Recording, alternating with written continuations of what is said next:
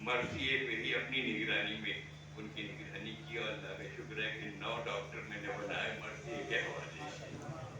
تو میں نے مرثیے صرف کہے ہی نہیں ہے، بلکہ مرثیوں میں جیا ہوں، اور اس لیے بھی جیا ہوں کہ جدید مرثیے کی بنیاد امروہہ کے نسیم امروہی نے رکھی ہے، جس کا ادراک جوش ملی آبادی نے بھی کیا۔ شمیم امروہی ہوں کہ نسیم امروہی صاحب ہوں، پھر قسیم بن نسیم ہوں، یا ہمارے قبلہ و کعبہ کے دادا حضرت سلیم امروہی، بہت بڑے مرثیہ نگار۔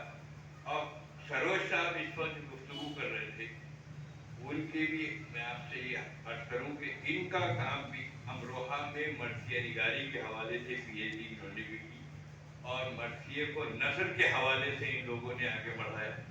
یہ اتفاق ہے کہ ان کا سپروائزر بھی وہی بنا تھا، لیکن مجھے فخر ہوتا ہے ان حضرات پر کہ جو رسائی ادب پر کام کر رہے ہیں۔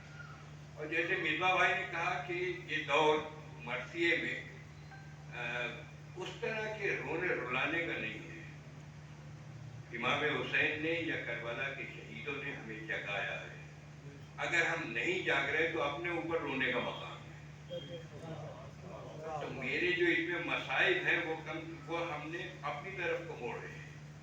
حسین کے مصائب تو اپنی جگہ ہیں ہی، لیکن انہوں نے جو ہمیں حوصلہ دیا، اگر ہم اس حوصلے کی قندیل کے پیچھے نہیں چل رہے تو اب تو رونا اپنے اوپر ہے۔